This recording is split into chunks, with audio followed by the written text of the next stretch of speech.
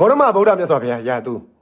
ကျွန်တော်ပလင်နဲ့တော့မထားဘူးဒီတိုင်းထားတာပလင်နဲ့မထားဘူးသူတော်ကပလင်နဲ့မနေခြင်းလို့ခင်ဗျာဘယင်းအောင်ဆိုရင်တော့ပလင်ရှိတယ်ဘယင်းနဲ့ပလင်နဲ့မနေခြင်းလို့ခင်ဗျာတောထဲမှာသွားပြီးတယောက်တည်းမိမနဲ့ရှိသမျှအကုန်လုံးဗျာဘယင်းဘဝဘယင်းဖြစ်မဲ့အရင်မင်းသားစွန့်ပြီးဒိုးသွားတဲ့ဆရာသမား thank you so much သူတော်ဒိုးသွားတယ်သူ့ကျွန်တော်ဘာလို့ပလင်နဲ့ထားတဲ့အကြောင်းရှိတယ်ဘာမှနဲ့ပလင်နဲ့ထားတဲ့အကြောင်းမရှိဘူးဆိုတော့သူ့ကိုကျွန်တော် respect ထားတယ်ဆိုတာဒါပပူးရုပ်တစ်ခုပဲပပူး just ပပူးရုပ်မယုံလား just ပပူးရုပ်တကယ်ကောင်းတယ်ဒါပပူးရုပ်ပဲဒါပပူးရုပ်ပဲ made in China ပပူးရုပ်ပဲ really ပပူးရုပ်ဆိုတော့ဒါမဲ့ကျွန်တော်ဘာဖြစ်လို့သူ့ကိုထားလဲ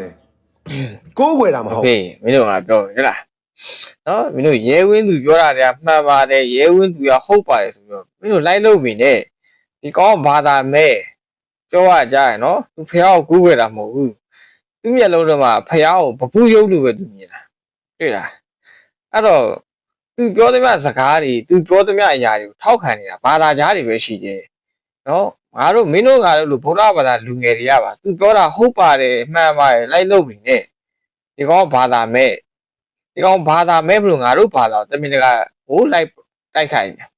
သူမျက်လုံးထဲမှာတော့မှဖះကိုပပူးရုပ်လို့ပဲသူမြင်ထားတာငါတို့ဗုဒ္ဓဘာသာတွေအနေနဲ့မြတ်စွာဘုရားကိုစင်းတုတော်ရုပ်ပွားတော်ဒါလိုမျိုးပဲငါတို့မြင်တာရုပ်ပွားတော်ဆိုတာမြတ်စွာတက်ရှိထင်ရှားမြတ်စွာဘုရားကိုတုပပြီးထုတ်ထားလှုပ်ထားတဲ့ရုပ်ပွားတော်ငါတို့ရဲ့အမြင်စင်းတုတော်တတ်တော်ထင်ရှားမြတ်စွာဘုရားကိုတုပပြီးတော့မှထုစစ်ထားတဲ့စင်းတုတော်ဒါငါတို့ရဲ့ခံယူချက်ငါတို့ရဲ့အမြင်အဲ့တော့ဒီကောင်းလို့ဘာသာမဲ့တယောက်ကဒါတွေကိုမမြင်ဘူးအဲ့လိုမြတ်စွာဘုရားကိုပလင်နဲ့ထားတယ်ဘာလို့ထားလဲမြတ်စွာဘုရားဟာလူနဲ့ပြမတတ္တဝါတွေကိုတရားတွေဟောခဲ့တယ်လမ်းတွေပြခဲ့တယ်ဟုတ်လား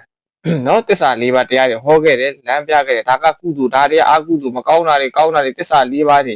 နော်ဒါတွေကိုပြခဲ့တဲ့အတွက်ကျေးဇူးရှိတဲ့ကျေးဇူးရှင်မလို့ငါတို့ကမုံမုံမြက်မြက်ပလင်နဲ့ထားတာ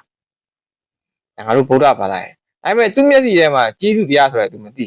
မြတ်စွာဘုရားရဲ့ကျေးဇူးဆိုတာလည်း तू နားမလည်တဲ့သူ့မျက်လုံးထဲမှာပပူးရုပ်ပလင်နဲ့ထားကြမလို့ဒါမျိုးပဲတွေ့ရမင်းတို့ဥပမာတစ်ခုပြောမယ်မင်းတို့ရဲ့အမေမင်းတို့ရဲ့အဖေမိဘတွေကတားရေအမေကတော့တိုက်တာတွေနဲ့မနေချင်ဘူးလမ်းဘေးမှာပဲနေချင်တယ်လို့ပြောမယ်မင်းတို့အမေမင်းတို့လမ်းဘေးမှာသွားထားမှာမင်းတို့စဉ်းစားငါတို့ကအသက်ကြီးပြီတားရေအမေတို့အသက်ကြီးပြီလမ်းဘေးမှာပဲသွားနေချင်တယ်တိုက်တာတွေပေါ်မှာမနေချင်ဘူးလို့ပြောရင်မင်းတို့အမေကိုမင်းတို့လမ်းဘေးမှာသွားထားမလားမထားဘူးလေမင်းတို့ဟုတ်လားမိဘကိုဖျားကမ်းမှာထားမယ်နော်ကောင်းကောင်းမွန်ထားရင်ဘာလို့လဲကျေးဇူးရှင်မလို့လေမွေးထားခဲ့တဲ့အမေကျေးဇူးရှိလို့ကျွေးတဲ့အဖေကျေးဇူးရှိလို့ထားအဲ့လိုပဲငါတို့မြတ်စွာဘုရားကိုနော်တင့်တယ်တက်ပဲဆိုတာဘုရားကမ်းနေဘုရားကျောင်းဆောင်ကြီးနေပူဇော်တယ်ဘာလို့လဲကျေးဇူးရှိလို့လေငါတို့မသိရလို့သိအောင်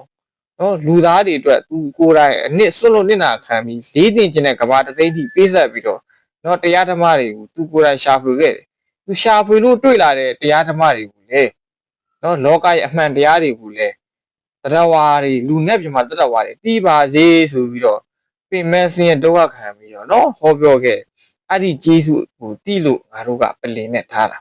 အဲ့တော့ရဲဝင်းသူပြောသမျှဟုတ်ပါတယ်မှန်ပါတယ်ဆိုပြီးတော့နော်လိုက်ထောက်ခံနေတဲ့လူအများစုရဲ့အောက်မှာကွန်မန့်တွေမှာလိုက်ကြည့်လိုက်ဘာသာကြားတွေငါဒီကောင်းဗီဒီယိုတွေငါအများကြီးကြည့်ဘူးတယ်မင်းတို့ငါ့ကိုသူ့ဗီဒီယိုတွေမကြည့်ဘူးမပြောနဲ့ဒီကောတက်လာတဲ့ဗီဒီယိုတိုင်းငါအများကြီးကြည့်ဘူးတယ်ကျန်တဲ့ကိစ္စတွေငါမပြောဘူးဘာသာရေးနဲ့ပတ်သက်လို့ငါပြောတာနော်အဲ့တော့လူငယ်တွေလမ်းမလိုက်နဲ့